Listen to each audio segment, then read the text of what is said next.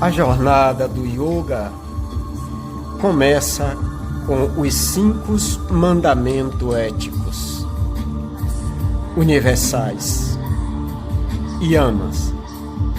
Dessa maneira, aprendemos a desenvolver controle sobre nossas ações no mundo externo.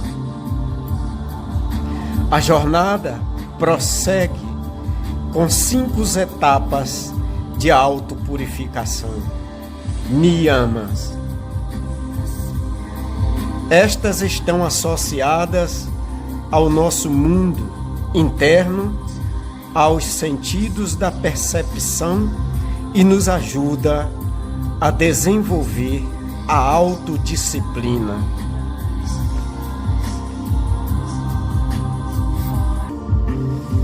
Desta forma, o yoga é descrito como uma flor de lótus composta por 8 pétalas.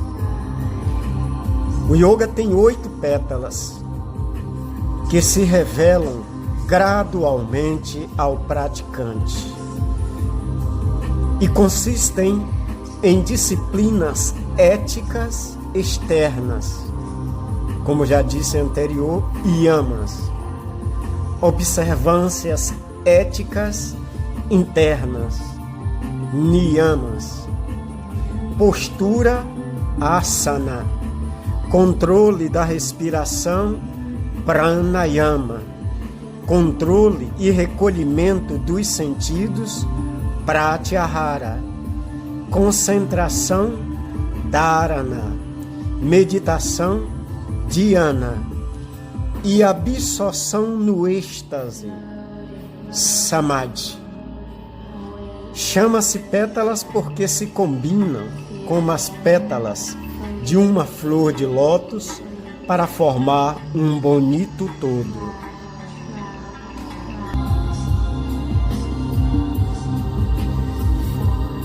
O yogi deve levar uma vida de decência, de relações humanas honestas e transparentes, de boa vontade e camaradagem, de confiança e autoconfiança, de alegria pela felicidade alheia, de equanimidade diante dos nossos infortúnios, de um estado de bondade humana podemos progredir para uma liberdade maior.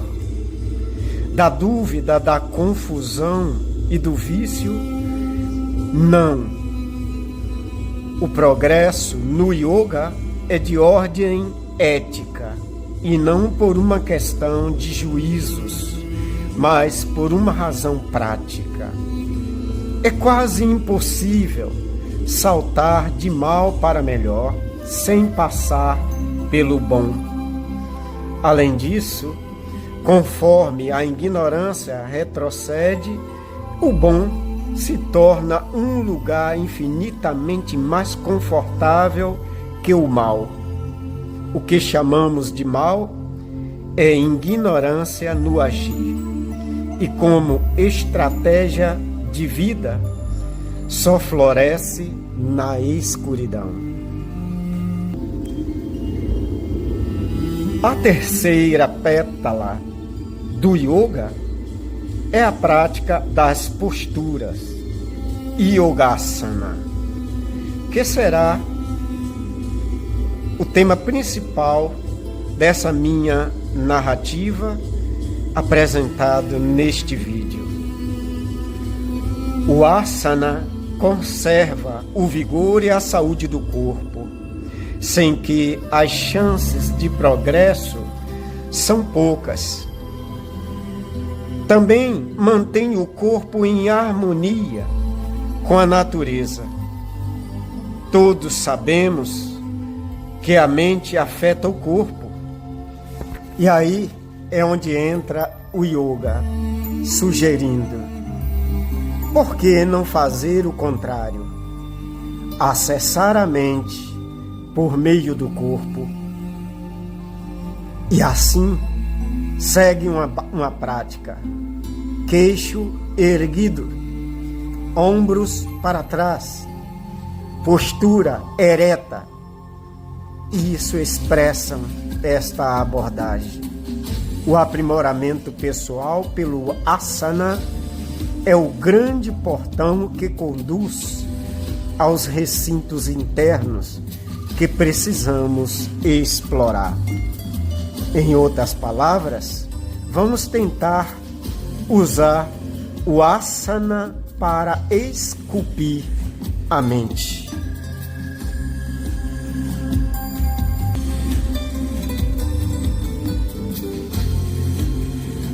O asana é de grande serventia para nós yogis. Pense num desafio que o corpo representa para a mente no asana.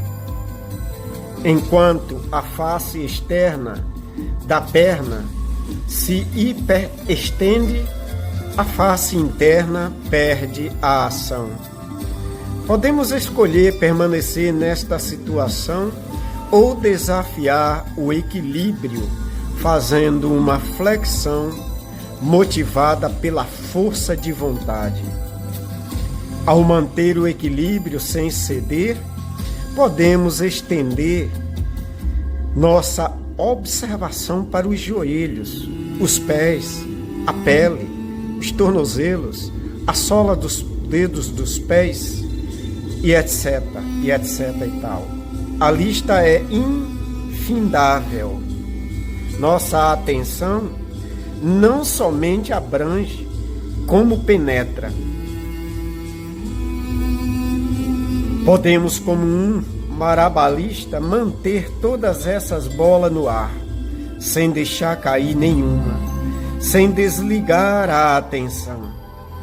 Não surpreende que um asana leve tantos anos para ser perfeito.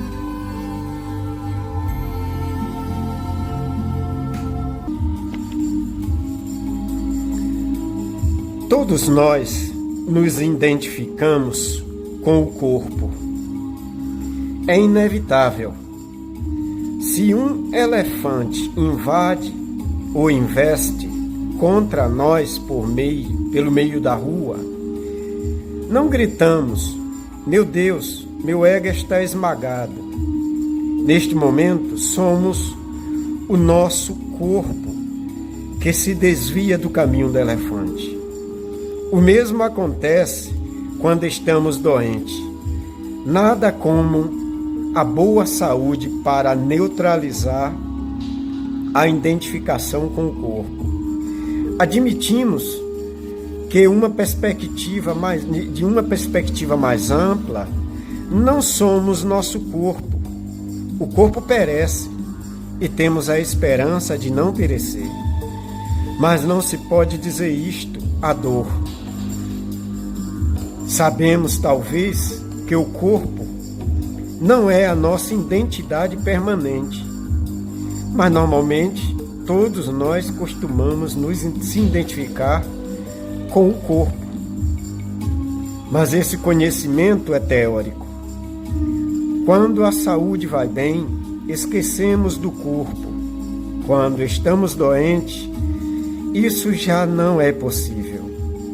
A vida seria bem mais simples se fosse o contrário. No que diz respeito à permanência, não somos nosso corpo, mas em termos práticos é o que somos, pois o corpo é o veículo pelo qual percebemos e podemos descobrir nossa imortalidade. É por isso que o yoga se inicia pelo corpo.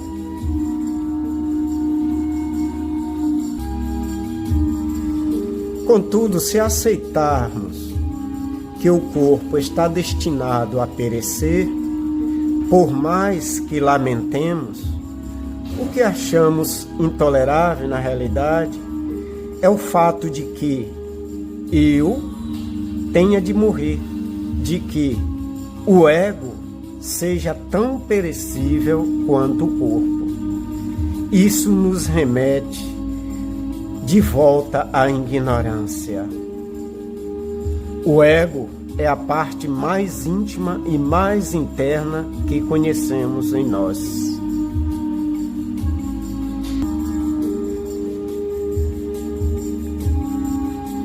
Mas a consciência é maior que o ego.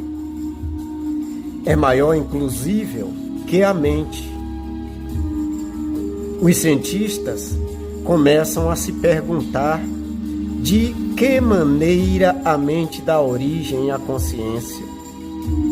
O yoga perguntaria de que maneira a consciência dá origem à mente.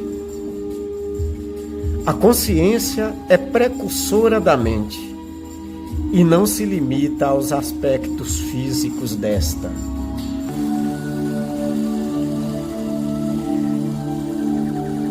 A mente é a parte mais física e externa da consciência, sendo o elemento mais material ou manifesto.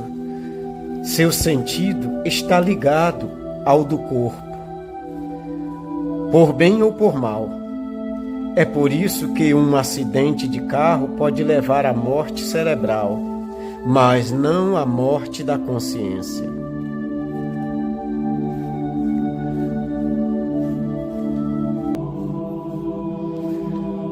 O ego não é a fonte da luz. É a consciência que transmite a luz divina na origem da alma.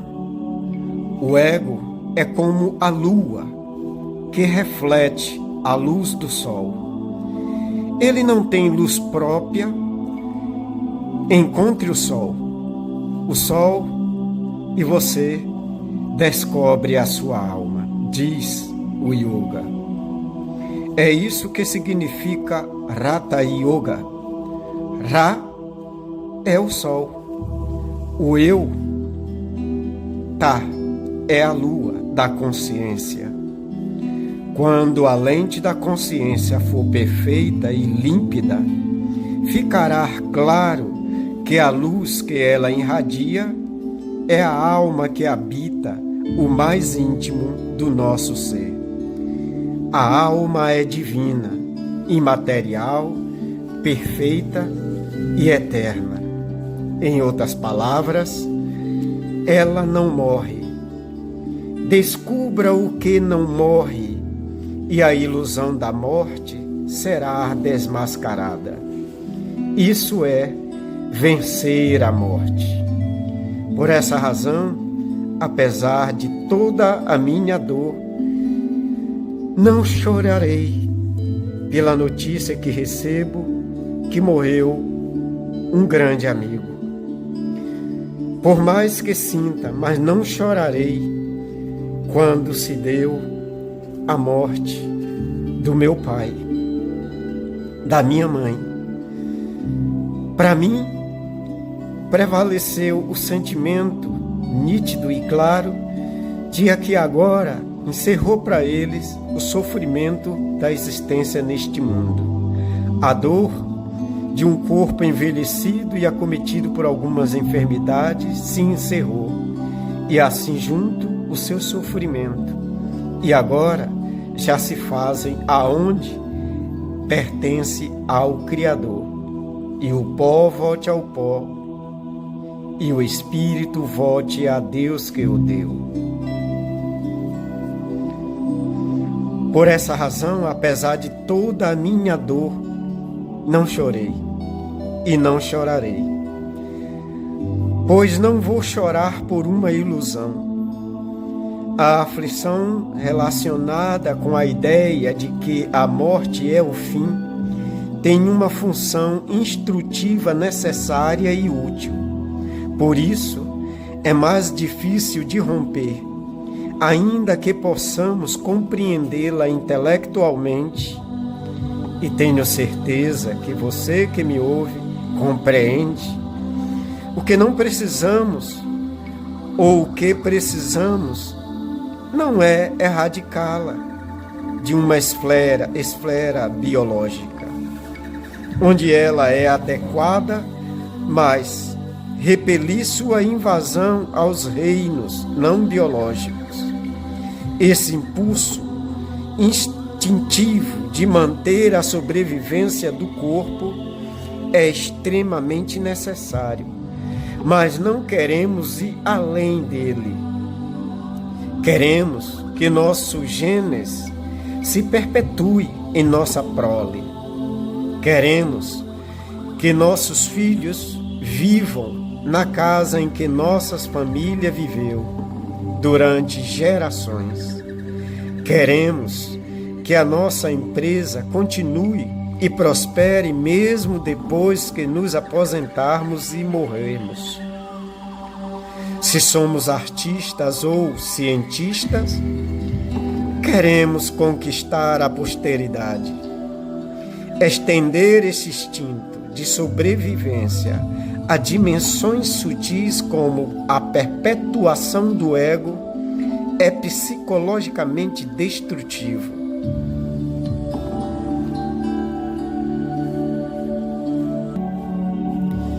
A este tipo de sentimento ou comportamento podemos assim chamar de apego ou desejo.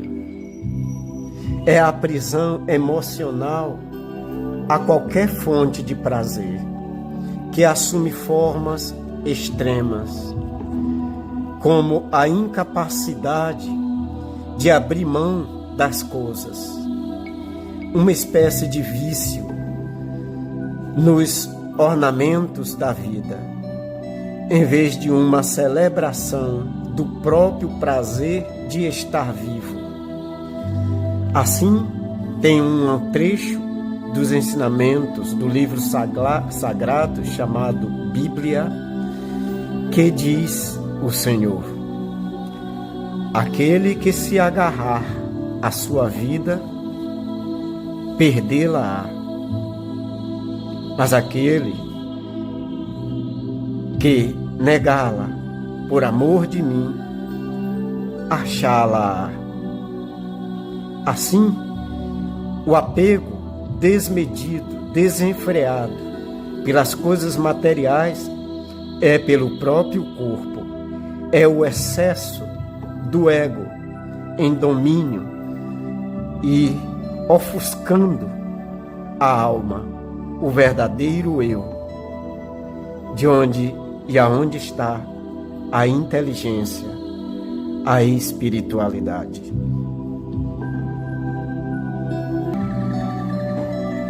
A meditação é a porta para eliminar as aflições. Ela conduz a mente complexa a um estado de simplicidade e inocência, mas sem ignorância. A meditação acontece quando o ego é subjugado, sendo esta a sétima pétala do yoga, meditação, dhyana. Chegar-se a ela, à medida que se avança pelos outros estágios, não fica fora o asana. O asana está bem presente durante todo esse caminho para poder vivenciar todas essas pétalas, passar por todas elas. O asana se faz necessário. Assim, eu resumo e encerro por esse momento esta explanação a respeito do asana, yoga e yogasana, Ashtanga Yoga. Namastê. Shanti.